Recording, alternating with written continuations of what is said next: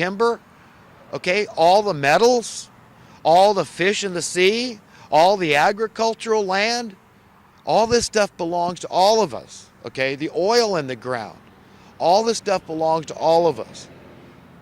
And we are each other's servants. We go out, we have different talents, and we serve each other to our, best of our ability in the areas that we choose, and we can learn different things. We can all do anything, but you see, we are the greatest resource is one another.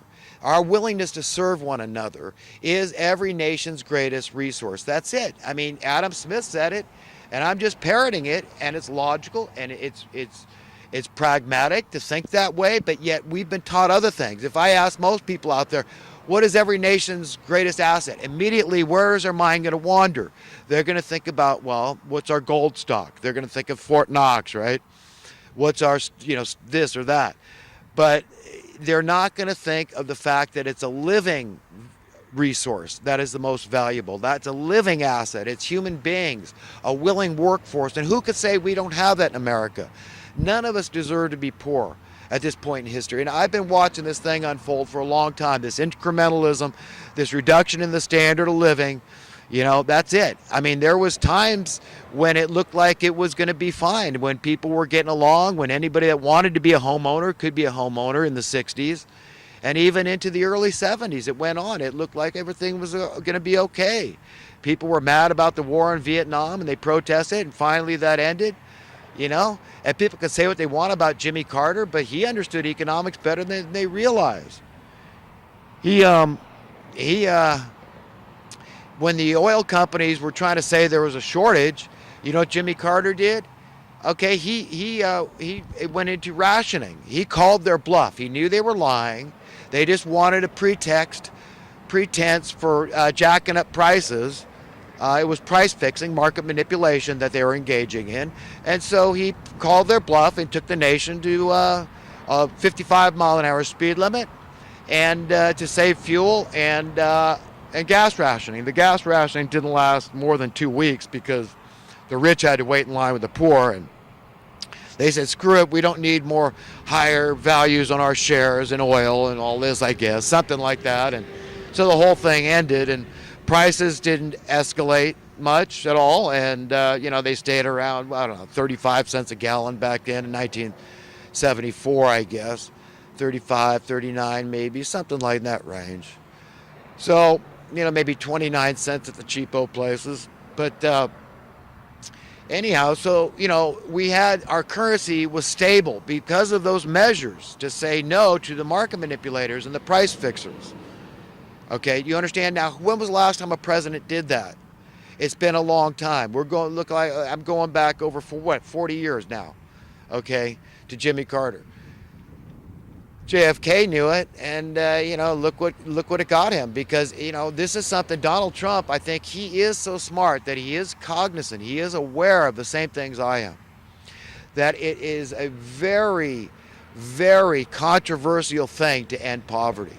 There are so many people that are entrenched in the established status quo of just this state of poverty, this, all the crime that's induced through the poverty, because you got to ask yourself, what won't a man do to survive? It becomes a very short list. So if you want to push the envelope and push how far you can take this, remember, America is not like any other third world country. We're unique. We're Americans. We're the people of the Wild West. We're not going to take it sitting down. People are going to start stealing land more and more openly. They're not going to care. They're going to get their big dogs and their guns. Come and get me. Come, Moan Labe, come and take me. Okay, because I have a right to share in this land.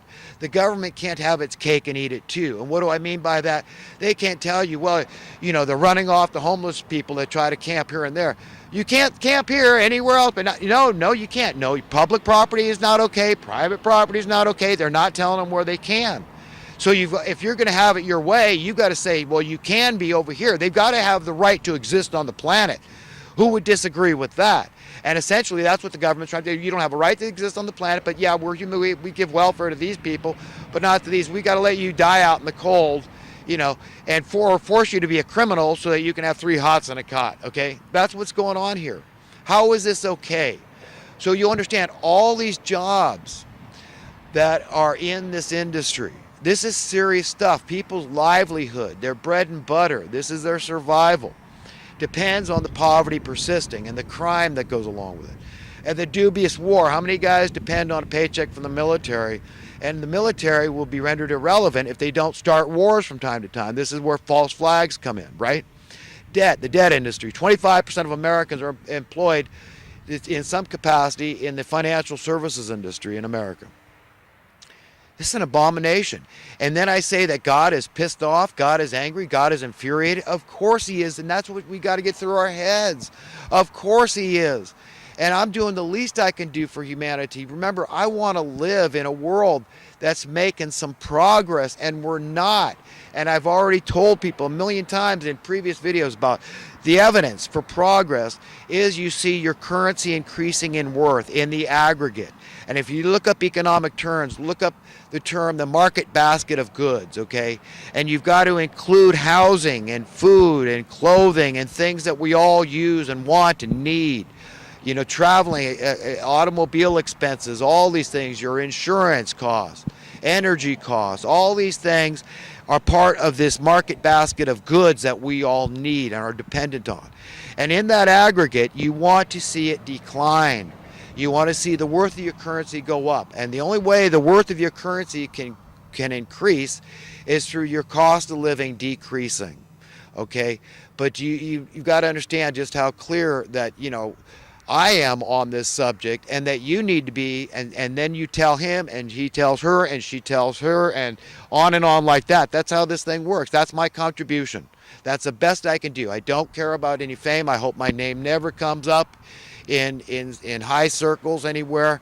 I just am a regular guy, and I just want to do something. I've got to do something. I've got to live with myself. I've got to sleep at night. And I'm just saying what I want. Okay, so you know, Victor Hugo can say what he wants. I mean, you know, prosperity makes monsters and adversity makes men.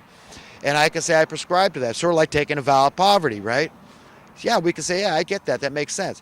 But, you know, then, we got to be consistent with that. Like I hear that a lot from Alex Jones. You know, he's a great guy, and I believe he believes it. And I believe if Alex Jones was running the planet, I think he would be an egalitarian. I think it's very American, very constitutional. It's a belief in equality. It doesn't have anything to do with individuality. It's just equally righted, you know, equally entitled, which is, you know, if there's plenty for everybody, let's have it. Let's have a realistic work week. Let's not go invent jobs that are useless, but if they're good, useful jobs, let's have them. But let's have work weeks that make sense. Okay, you don't just make work. I mean, that's saying, well, let's get one guy to break watches and the other guy to fix the watches. Okay, it's just stupid. It's nonsensical. But this is the kind of stuff, you know, our thinking leans that way because we've incrementally been, you know, trained to go that way, corralled that way, and blindsided that way. So understand why we're all kind of screwed up in our thinking. You know, this business about Hillary having won the popular vote, I think is a bunch of bull. I think if that was true, they'd be fighting a lot harder. But what they're afraid of is all the voter fraud that's going to be found out. All the dead people that voted, all the illegal or undocumented immigrants that voted, and all the stuff that Bev Harris explained about these voting machines, about the fractional voting. By depending on how you want to adjust the machine, certain votes are going to be counted as 1/3 of a vote, something to that effect. You know, recently when I mentioned that real estate has been my business for a long time, it has. But, you know, I got to thinking about it. I thought, you know what? I've never made a penny off real estate. In fact, it just has cost me a lot of money to learn all this stuff. Textbook, the classes, all this stuff. And I never made a penny. But, you know, real estate is everybody's business. And if you want to understand one thing about real estate, understand this. That homelessness is caused by unaffordable housing. Okay? And unaffordable housing is caused by speculators, investors, real estate groups, okay?